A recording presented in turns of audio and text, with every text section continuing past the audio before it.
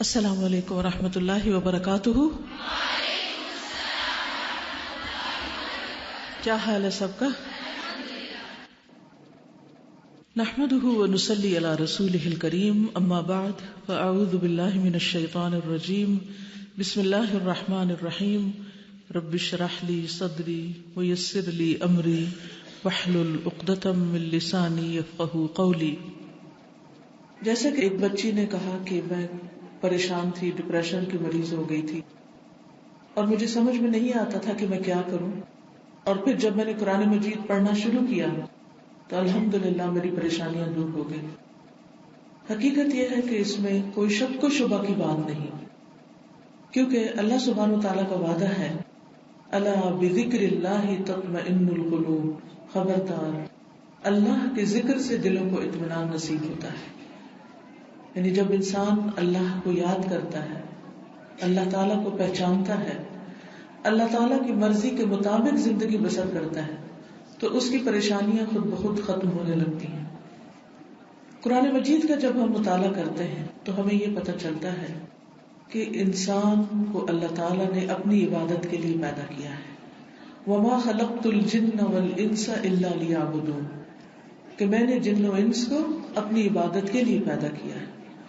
ما اريد منهم من رزق، میں ان سے کوئی رزق نہیں چاہتا. اللہ تعالیٰ کو ہمارے مال و دولت سے کوئی دلچسپی نہیں. وما اريد ان يطعمون، اور میں یہ بھی نہیں چاہتا کہ وہ مجھے کھلائیں. یعنی اللہ تعالیٰ کو کھانے کی حاجت نہیں. اور بندے جو دنیا کے پیچھے اتنا بھاگ رہے ہیں اور ان کے مال اور ان کی کمائی اور ان کی کوشش جو زیادہ تر کھانے پینے کے لیے ہوتی ہے، پیٹ بھرنے کے لیے ہوتی ہے، تو اللہ سبحانہ و تعالیٰ کو ایسی کوئی ضرورت نہیں. کل قیامت کے دن اللہ تعالیٰ یہ نہیں پوچھے گا کہ تم دنیا میں کتنی جائیدادیں بنا کر آئے، لیکن وہ یہ ضرور پوچھے گا کہ تم نے اپنی زندگی اللہ کی عبادت اور اطاعت میں گزاری یا نہیں، اللہ تعالیٰ کی مرضی کے مطابق گزاری یا نہیں. تو اس پر ہم سب کو سوچنا چاہیے، اور جو کچھ ہم کر رہے ہیں اس پر مطمئن نہیں ہو جانا چاہیے، اس سے آگے بڑھ کر کوشش کرنی چاہیے. کیونکہ اگر ہم ساری زندگی بھی اللہ تعالیٰ کے آگے سجدے میں پڑے رہیں تو ہم اللہ تعالیٰ کا حق ادا نہیں کر سکتے. بات میں یہ کر رہی تھی کہ اللہ سبحانہ و تعالیٰ نے ہمیں اپنی عبادت کے لیے پیدا کیا ہے، اور عبادت کا مطلب ہے نہایت عاجزی کے ساتھ، خشوع و خضوع کے ساتھ، ذلت اور انکساری کے ساتھ اور محبت کے ساتھ اللہ سبحانہ و تعالیٰ کے آگے جھک جانا. فزیکلی بھی جھکنا، یعنی جیسے کھڑے ہو کر ہم پھر رکوع کرتے ہیں، ہاتھ باندھ کر اس کے سامنے کھڑے ہوتے ہیں نماز میں، پھر اس کے بعد رکوع میں جھکتے ہیں، پھر اس کے بعد کہاں جھکتے ہیں؟ سجدے میں جھکتے ہیں. تو یہ عبادت کی ایک فارمل قسم ہے.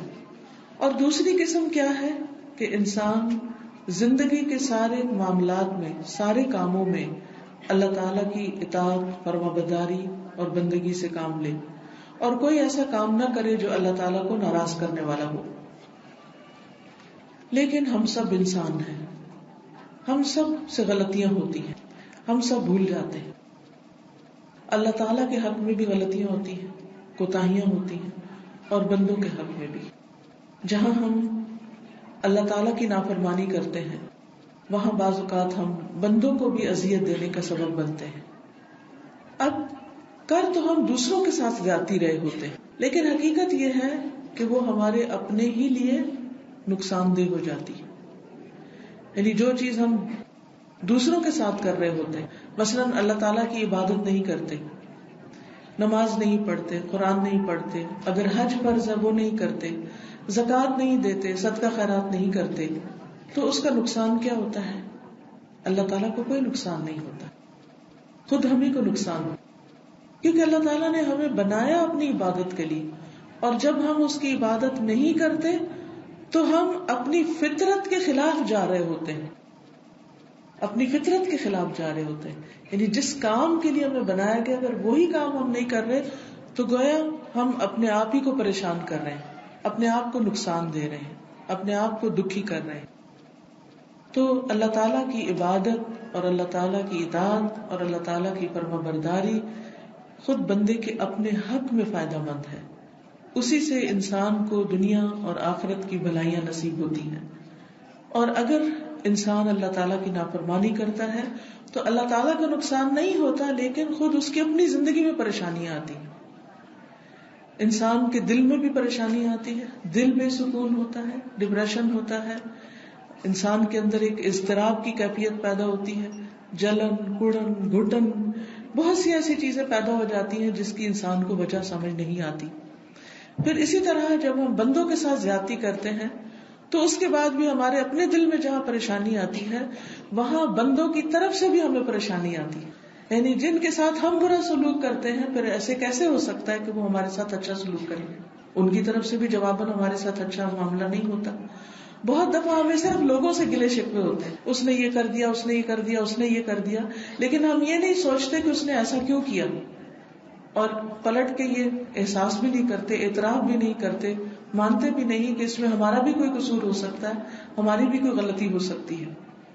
بہرحال قصہ مختصر یہ کہ ہم سب غلطیاں کرتے ہیں، ہم سب سے کوتاہیاں ہوتی ہیں، ہم سب سے گناہ ہوتے ہیں، لیکن اللہ سبحانہ وتعالی بے حد مہربان ہے، بہت ہی رحم فرمانے والا ہے. اس نے ہمیں اس حال میں نہیں چھوڑ دیا کہ ہم غلطیاں کرتے رہیں، ہم غلط کام کرتے رہیں، بلکہ اس نے ہم پر بڑی مہربانی کی ہے کہ ہمیں غلطیوں سے نکلنے کا، توبہ کرنے کا، معافی مانگنے کا، اپنی اصلاح کرنے کا طریقہ بتا دیا ہے کہ ہم اس مشکل سے کیسے نکلیں، یعنی دنیا کی مشکلات سے ہم کیسے نکلیں، پریشانیوں سے کیسے نکلیں، تکلیفوں سے کیسے نجات پائیں. عموماً ہم، جیسے ایک بچی نے یہ کہا کہ جب کوئی تکلیف آتی ہے تو پھر ہم کیا کرتے ہیں، لوگوں کے پاس جاتے ہیں، کبھی اس کو فون کر کے اپنے مسئلے بتاتے ہیں، کبھی اس کے پاس جاتے ہیں، کبھی کسی سے ذکر کرتے ہیں، کبھی کسی کی غیبت کرتے ہیں، کبھی کسی پہ الزام تراشی کرتے ہیں، کبھی کسی کے ساتھ کوئی معاملہ کرتے ہیں، اور ہم یہ سمجھتے ہیں کہ اس طرح شاید ہماری پریشانی شکوے شکایتیں کرنے سے دور ہو جائے گی. اور ہوتا کیا ہے، جب ہم ایک کی بات دوسرے کو بتاتے ہیں وہ پھر اس کو بتا دیتا ہے جس کی بات ہوتی، اب اس کا دل پہلے سے بھی زیادہ پریشان ہو اور زیادہ لڑنے کے لیے آ جاتا ہے. تو اب اس کا نتیجہ یہ ہوتا ہے کہ وہ مسئلہ جو ہے وہ چھوٹا ہونے کی بجائے، وہ کم ہونے کی بجائے وہ بڑھنا شروع کر دیتا ہے، اور وہ ملٹی پلائی ہو جاتا ہے، کئی گنا زیادہ بڑھ جاتا ہے.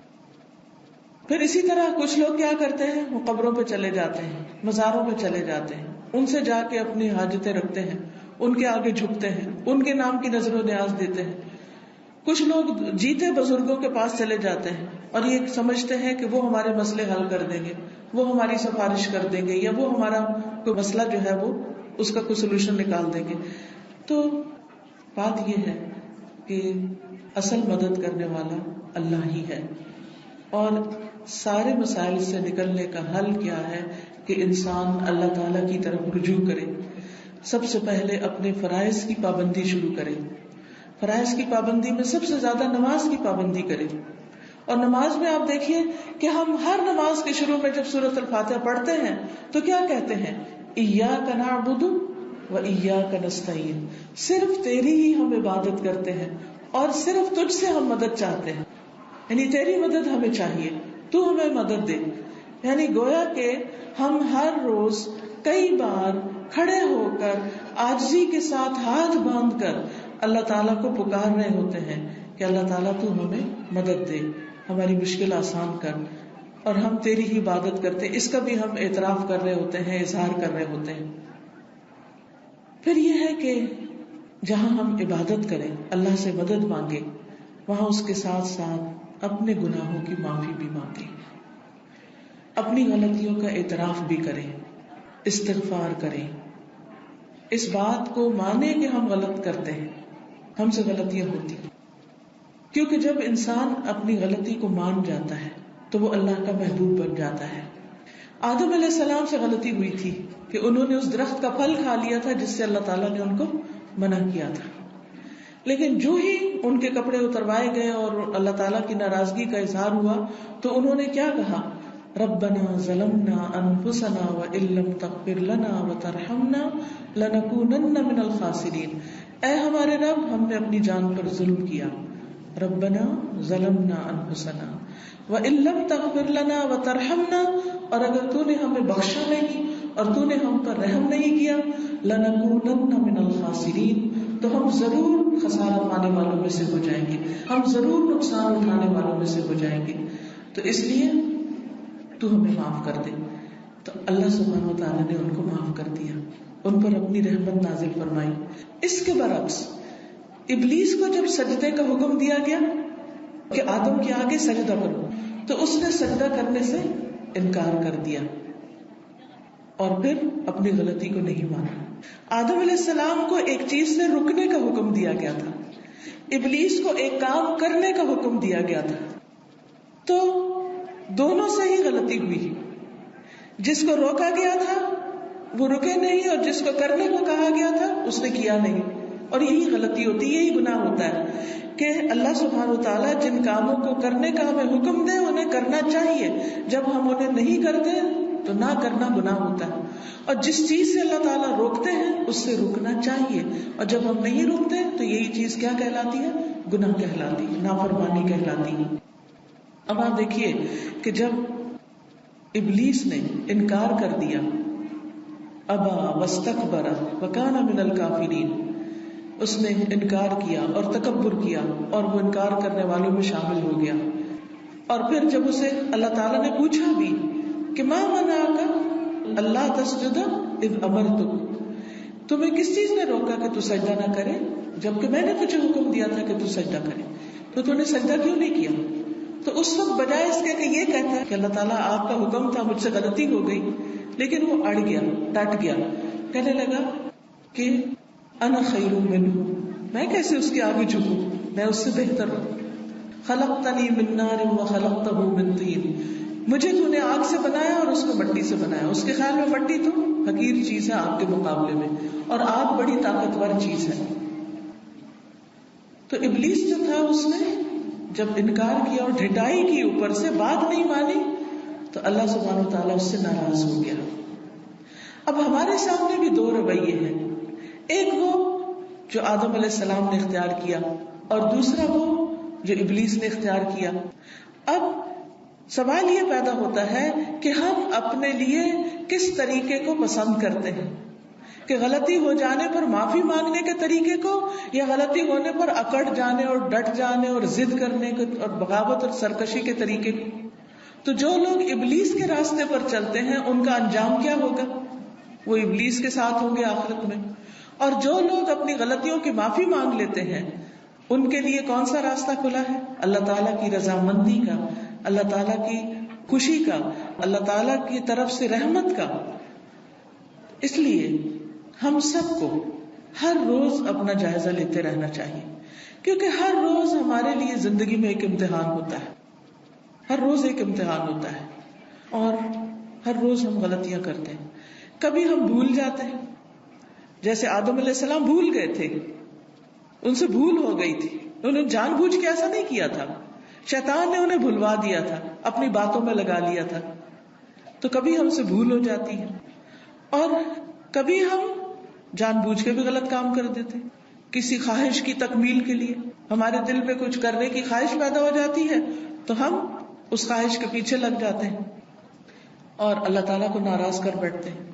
وجہ کوئی بھی ہو، چاہے بھول ہو، چاہے خواہش سے مغلوب ہو کر کریں، جہالت میں کریں یا غصے میں آ کر کریں، جذبات میں آ کر کریں، کچھ بھی کریں، لیکن جس وقت احساس ہو اس وقت فوراً توبہ کر لیں، فوراً رجوع کر لیں، فوراً معافی مانگ لیں، فوراً پلٹ آئیں. اس کا فائدہ کیا ہوگا؟ اس کے بے شمار فائدے ہیں جو ہمیں قرآن و سنت سے پتہ چلتے ہیں. سب سے بڑی بات تو یہ کہ جب انسان استغفار کرتا ہے تو وہ اللہ تعالیٰ کی رحمت پاتا ہے، اس پر اللہ کی رحمت آتی ہے. ہم سب چاہتے ہیں کہ ہم پر اللہ تعالیٰ کی رحمتیں نازل ہوں. کون کون چاہتا ہے؟ ہم سب چاہتے ہیں. کوئی بھی ایسا نہیں کہ جو رحمت کا محتاج نہ ہو، سب کو ضرورت ہے.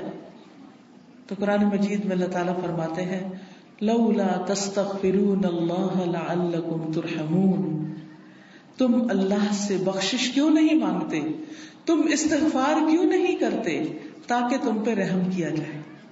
تم رحم چاہتے ہو، کیا کرو، کیا کرو، بولے نا، بتائیں.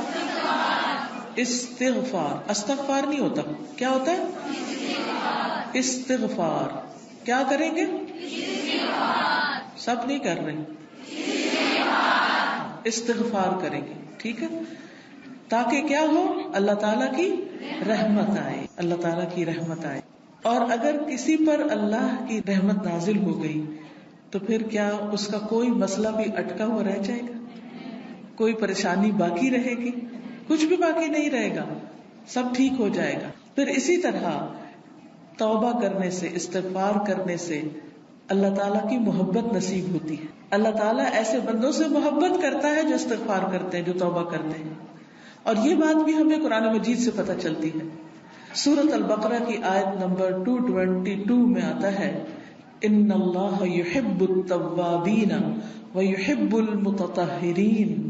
بے شک اللہ تعالیٰ محبت رکھتا ہے، اللہ تعالیٰ محبت کرتا ہے ان سے جو بہت توبہ کرتے ہیں اور جو بہت پاک صاف رہتے ہیں. یعنی اپنی صفائی ستھرائی کا، طہارت کا، پاکیزگی کا انتظام کرتے ہیں، اہتمام کرتے ہیں. اور جو شخص دن میں 5 نمازیں پڑھتا ہے، 5 دفعہ وضو کرتا ہے اور اپنے ہاتھ اور منہ اور ناک اور کان اور پاؤں اور ہر چیز کی صفائی کرتا ہے، وہ اللہ تعالیٰ کا محبوب ہوتا ہے. کیونکہ اس کی مثال اس سے دی گئی نا کہ اگر کوئی دن میں 5 بار کسی نہر میں نہائے تو کیا اس کے جسم پر کوئی میل کچیل رہ جائے گی؟ تو اسی طرح نماز جو ہے وہ توبہ استغفار کرنے کا ذریعہ بھی ہے، اور اسی طرح جسمانی طور پر بھی پاک صاف ہونے کا ذریعہ ہے. پھر اسی طرح آپ دیکھیے کہ بڑی ناپاکی ہو تو نہانے کی بھی ضرورت ہوتی ہے، اور اس طرح انسان پورا جسم اس کا پاک صاف ہو جاتا ہے، ہر جگہ سے میل کچیل اتر جاتی. پھر اسی طرح آپ دیکھیے کہ جب جسم کو نجاست لگتی ہے تو استنجا وغیرہ کر کے انسان پاک صاف ہوتا ہے اور پانی کا استعمال کرتا ہے اور پھر ہاتھوں کو اچھی طرح دھوتا ہے. تو یہ جو پاکیزگی کا عمل ہوتا ہے یہ اللہ تعالیٰ کی محبت حاصل کرنے کا ذریعہ ہوتا ہے. تو اس لیے جسمانی ناپاکی ہو یا روحانی ناپاکی ہو، جسمانی تو نظر آ جاتی ہے، اسمیل آنے لگتی ہے جسم سے، منہ سے اسمیل آنے لگتی ہے، بالوں سے آتی ہے، پاؤں سے آتی ہے، جرابوں سے آتی ہے، کپڑوں سے آتی ہے، کبھی پسینے کی آتی ہے، کبھی ویسے گندگی کی آتی ہے.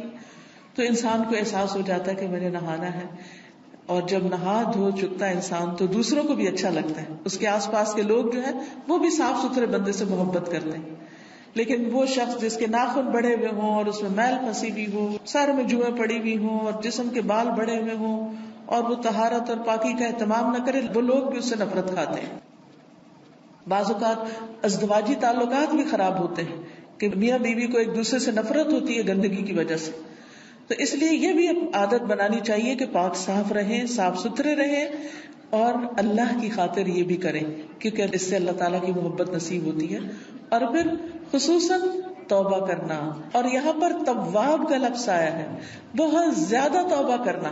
تو جب کثرت سے توبہ کریں گے اور بار بار اپنی غلطیوں کی طرف پلٹیں گے تو اللہ تعالیٰ کی محبت نصیب ہوگی. پھر اسی طرح کامیابیوں کا نصیب ہونا، یعنی کامیابیوں کا حاصل ہونا. اللہ تعالیٰ فرماتے ہیں وَتُوبُوا إِلَى اللَّهِ جَمِيعًا أَيُّهَا الْمُؤْمِنُونَ لَعَلَّكُمْ تُفْلِحُونَ. اور تم سب مل کر توبہ کرو، سب اکٹھے توبہ کرو، کیونکہ کچھ گناہ انسان کے ذاتی گناہ ہوتے ہیں، انفرادی گناہ ہوتے ہیں، ان گناہوں سے انسان اکیلے بیٹھ کے توبہ کرتا ہے. اور کچھ گناہ ایسے ہوتے ہیں جو اجتماعی طور پر کر رہے ہوتے ہیں، سب مل کے کر رہے، بہت سے لوگ اس میں شریک ہو جاتے ہیں، انوالو ہو جاتے ہیں. تو ان پر سب کو اکٹھی توبہ کرنے کی ضرورت ہے اور ہر ایک کو کرنے کی ضرورت ہے تاکہ اللہ تعالیٰ ہمیں پکڑے نہیں. تو اگر ہم کامیابی چاہتے ہیں تو اس کے لیے بھی توبہ کرنی ہوگی.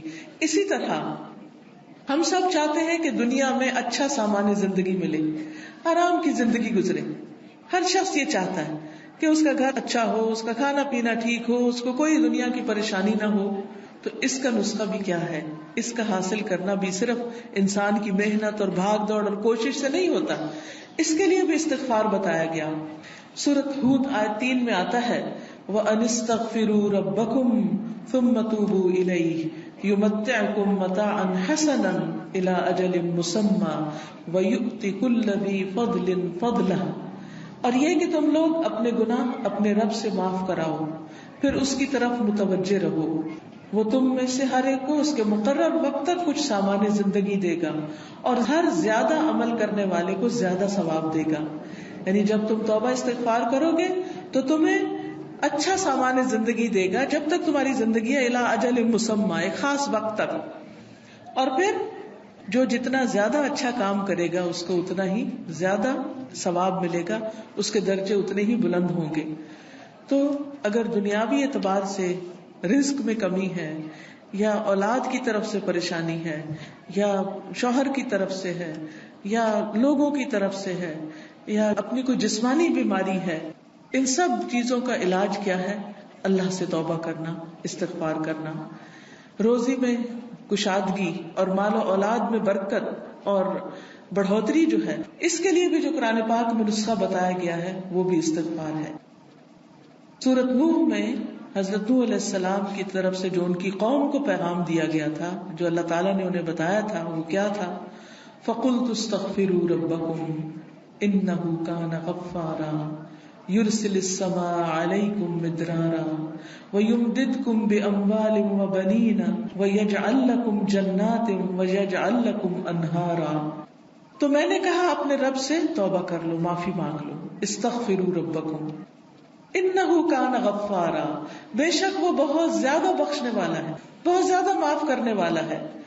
کیا کرے گا وہ تم پر برستی ہوئی بارش اتارے گا، بارشیں برسیں گی، مالوں اور بیٹوں کے ساتھ تمہاری مدد کرے گا، یعنی تمہیں مال اور بیٹے دے گا.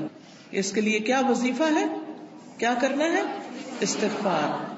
اور تمہیں باغ عطا کرے گا، پھل عطا کرے گا، تمہارے لیے نہریں جاری کر دے گا، یعنی ہر طرف خوشحالی ہوگی، ہریالی ہوگی، دنیا کی نعمتیں بھی تمہیں ملیں گی. بہت سے لوگ یہ سمجھتے ہیں کہ جب دین کی طرف آئے تو شاید دنیا کی تکلیفیں بڑھ جاتی ہیں. یہاں پر کیا بتایا جا رہا ہے کہ جب تم اللہ کی طرف رجوع کرو گے، بخشش مانگو گے، اپنے گناہوں کی معافی مانگو گے، تو یہ ساری نعمتیں تمہیں ملیں گی. آج آپ دیکھیں کوئی مال کے لیے پریشان ہے، کسی کا بیٹا نہیں تو اس کے لیے رو رہا ہے، کسی کے پاس زمین نہیں تو اس کے لیے یہ زمین کے مسائل ہیں، یہ زمین کچھ اگاتی نہیں ہے، فصلیں صحیح نہیں ہوتی تو وہ اس کے لیے رو رہا ہے. کوئی لوگ اس لیے پریشان ہے کہ بارشیں نہیں ہوئی تو فصل ٹھیک نہیں آئے گی. تو ان سارے مسائل کا حل کون بتا رہا ہے؟ اللہ سبحانہ وتعالی ہے. اور کیا بتا رہا ہے؟ کیا کرو؟ استغفار کرو، استغفار کرو. کیا ہے استغفار؟ کیسے کرو؟ استغفر اللہ ربی من کل ذنب واتوب الیہ. پڑھیے 3 دفعہ.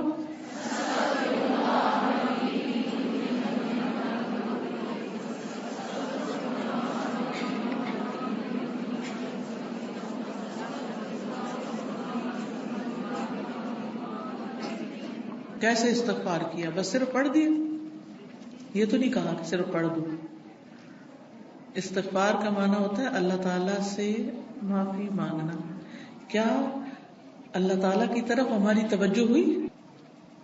عام طور پر جب ہم استغفار پڑھتے ہیں نا، استغفر اللہ استغفر اللہ استغفر اللہ استغفر اللہ، ادھر ادھر دیکھتے رہتے ہیں اور استغفر اللہ پڑھ رہے ہوتے ہیں، دیکھ چیزوں کی طرف رہے ہیں، لوگوں کی طرف رہے ہیں، اور کیا استغفر اللہ رہے، اللہ سے تو مانگ ہی نہیں رہے، اللہ کی طرف تو توجہ ہی نہیں.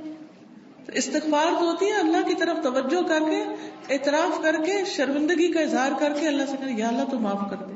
تو اس کے لیے اگر آپ صرف یہ بھی کہہ رہے ہیں نا کہ یا اللہ تو مجھے معاف کر دے، اللہ مجھے معاف کر دے، یا اللہ مجھے معاف کر دے، یا رب میرے گناہ معاف کر دے، تو یہ بھی استغفار ہے. کیونکہ ہم بعض اوقات کہتے ہیں بہت تسبیحیں کی ہیں استغفار کی، بڑے وظیفے کیے استغفار کی، کوئی مسئلہ حل نہیں ہوا. بعض اوقات پورے وظیفے میں ایک دفعہ بھی اللہ کی طرف رجوع نہیں ہوتا.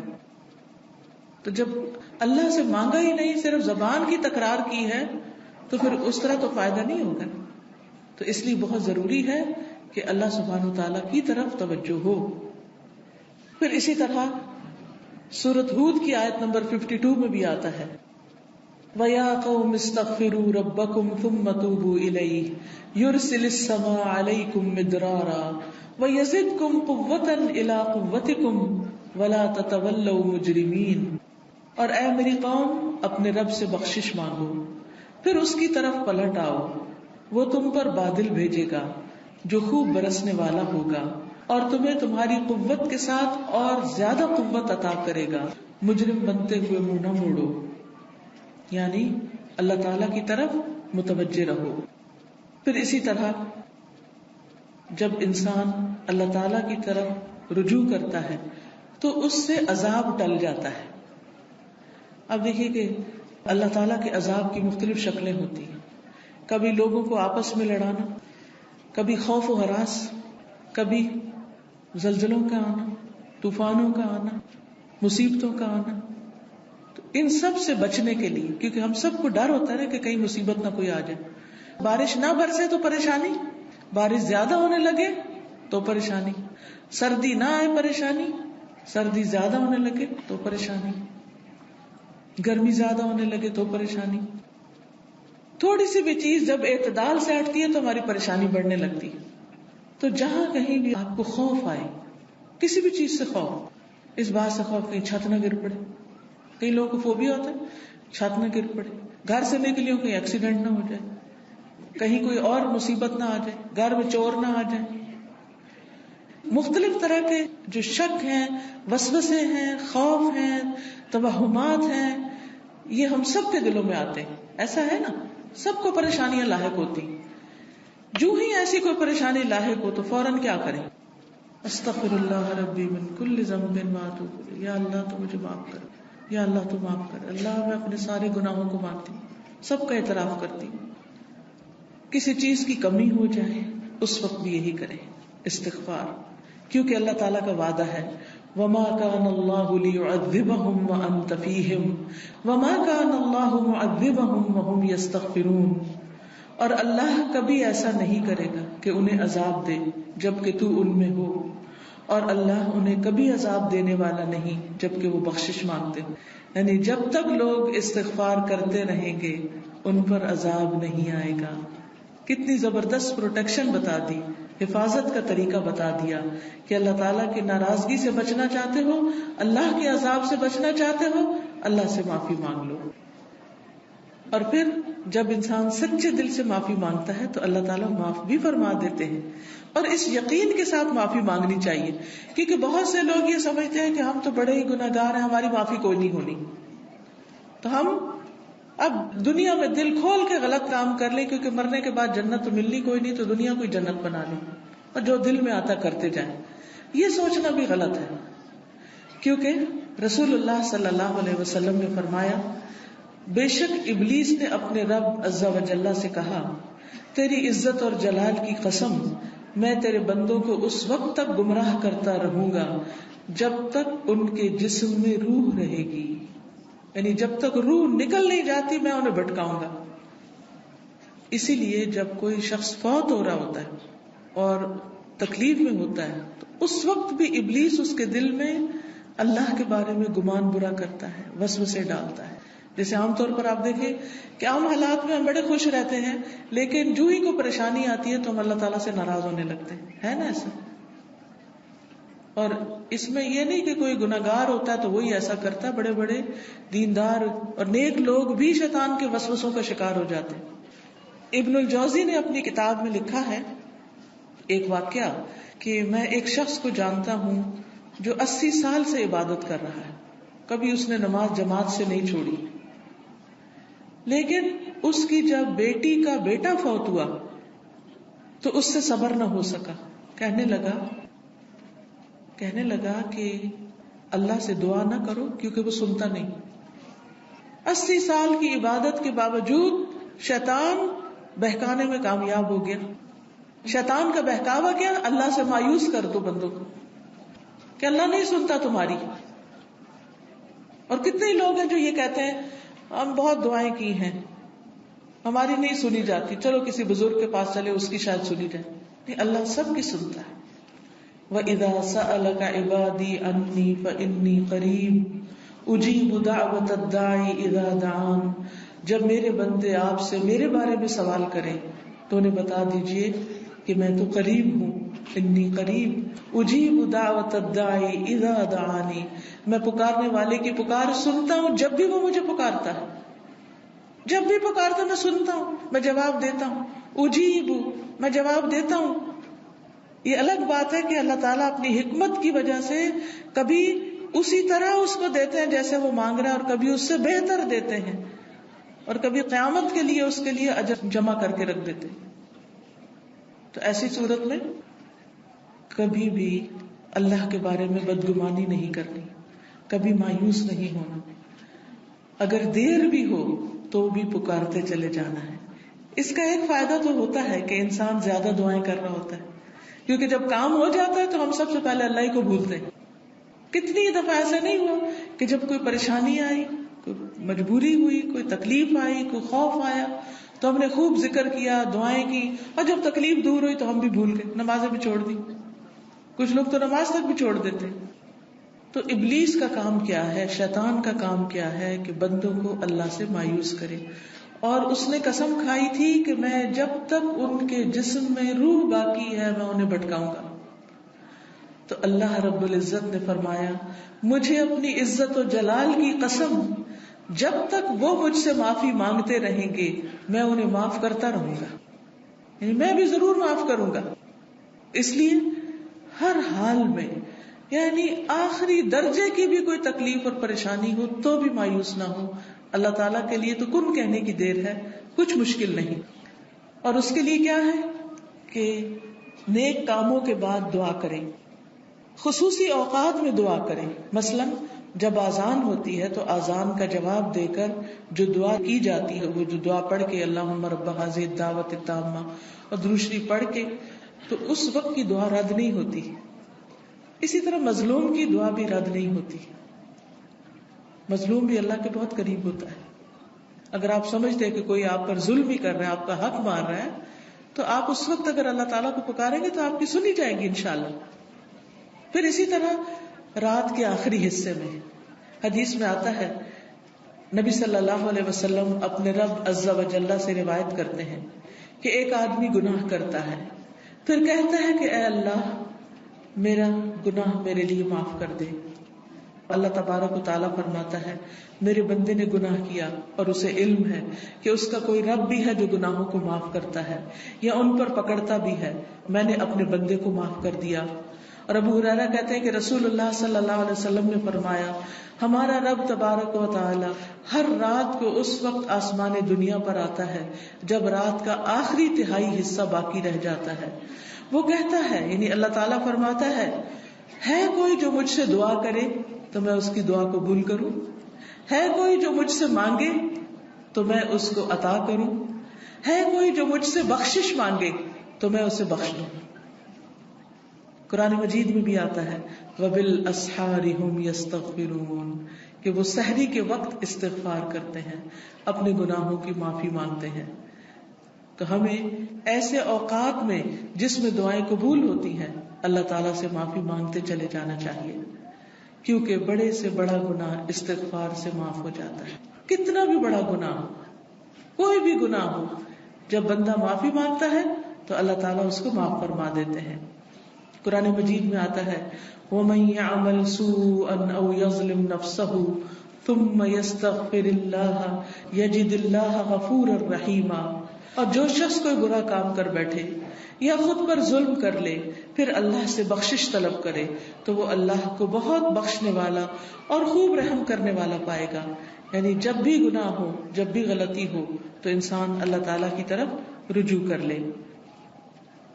سورۃ آل عمران میں آتا ہے والذین اذا فعلوا فاحشة او ظلموا انفسهم ذکروا اللہ فاستغفروا لذنوبهم ومن یغفر الذنوب الا اللہ ولم یصروا علی ما فعلوا وهم یعلمون. ایسے لوگوں سے جب کوئی برا کام ہو جاتا ہے یا وہ اپنے آپ پر ظلم کر بیٹھتے ہیں تو فوراً انہیں اللہ یاد آ جاتا ہے اور وہ اپنے گناہوں کی معافی مانگنے لگتے ہیں. اور اللہ کے سوا کون ہے جو گناہ معاف کرے؟ وہ جانتے بوجھتے اپنے کیے پر اصرار نہیں کرتے، یعنی اپنی غلطی کو مان جاتے ہیں. یہ نہیں کہتے کہ ہم نے تو غلطی کی ہی نہیں، میرا تو قصور ہی نہیں. وہ صرف دوسروں کو بلیم نہیں کرتے، وہ غلطیوں کی وجہ اپنے آپ کو بھی گردانتے ہیں، خود کو بھی بلیم کرتے ہیں اور اپنے لیے معافی چاہتے ہیں. پھر اسی طرح انس بن مالک کہتے ہیں کہ میں نے رسول اللہ صلی اللہ علیہ وسلم کو فرماتے ہوئے سنا کہ اللہ تبارک و تعالی فرماتا ہے اے ابن آدم جب تک تو مجھے پکارے گا اور مجھ سے پر امید رہے گا میں تجھے بخشتا رہوں گا. جب تک تو مجھے پکارتے رہو گے میں تمہیں بخشتا رہوں گا. جو بھی گناہ ہوگے میں کوئی پرواہ نہیں کروں گا، یعنی کسی بھی قسم کا گناہ. اے ابن آدم اگر تیرے گناہ آسمان کی بلندیوں تک پہنچ جائیں، یعنی ایک بندہ اتنا گناہگار ہے کہ اس نے گناہ کر کر کر کے زمین سے آسمان تک کی جگہ بھر دی، جیسے وہ ایک شخص تھا جس نے 99 قتل کیے تھے، پھر تو مجھ سے بخشش طلب کرے تو میں پرواہ کیے بغیر تجھے بخش دوں. اے ابن آدم اگر تو زمین کے برابر گناہ لے کر آئے، ساری زمین بھر کے گناہ لے آئے، اور اس حال میں مجھ سے ملے کہ میرے ساتھ شرک نہ کیا ہو، تو میں تجھے ان گناہوں کے بقدر بخش دوں گا.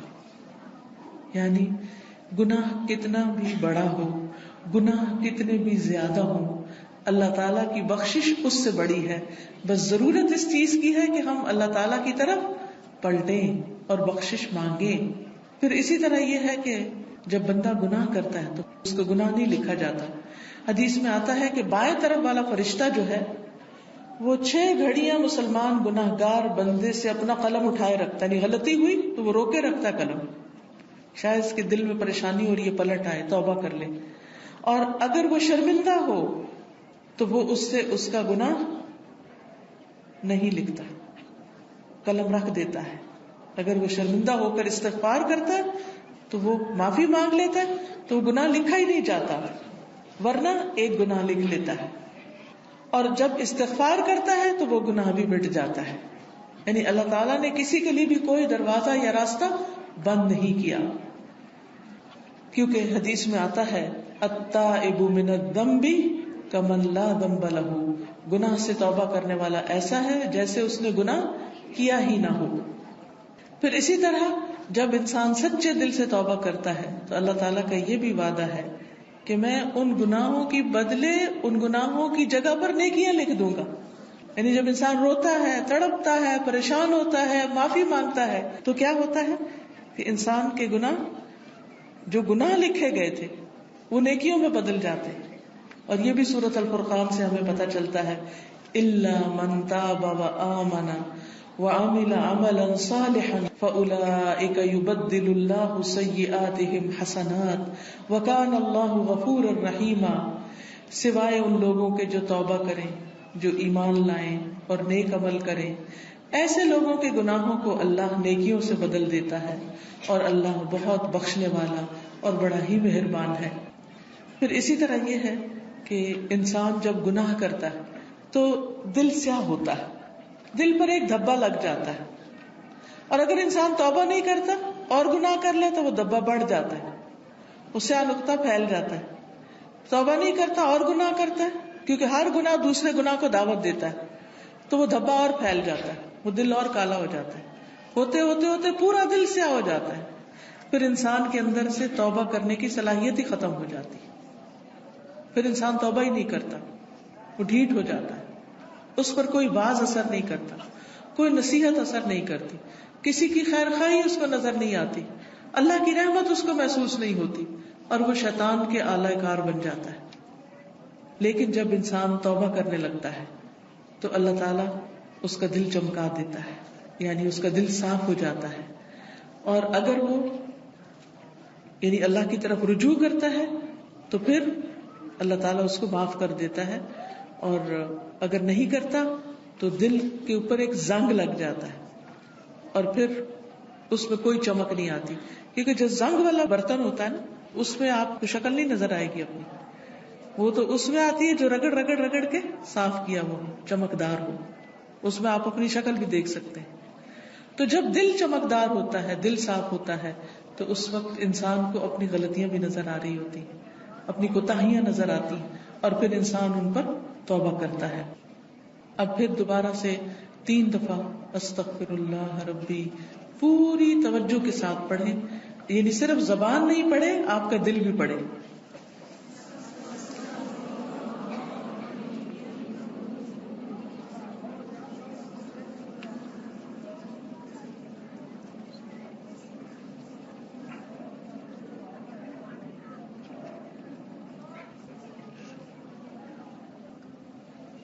کیا پہلی دفعہ پڑھنے اور اب میں فرق ہے؟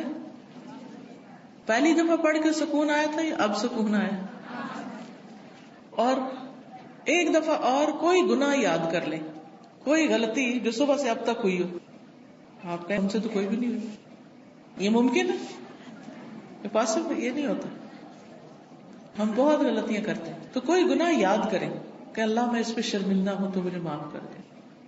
آپ کو یوں محسوس ہوگا جیسے آپ کا کوئی بوجھ اترا ہے، یعنی انسان ہلکا ہو جاتا ہے کیونکہ وہ گناہ ہٹا دیا جاتا ہے، آپ کے نامہ اعمال سے ہٹا دیا جاتا ہے، آپ کے دل پہ جو اس کا میل یا اثر آتی اس کو ہٹا دیا جاتا ہے اور دل چمکنے لگتا ہے، دل خوش ہو جاتا ہے. یعنی جب ہم مسکراتے ہیں تو دل کے اندر بھی خوشی اور مسکراہٹ آ جاتی ہے.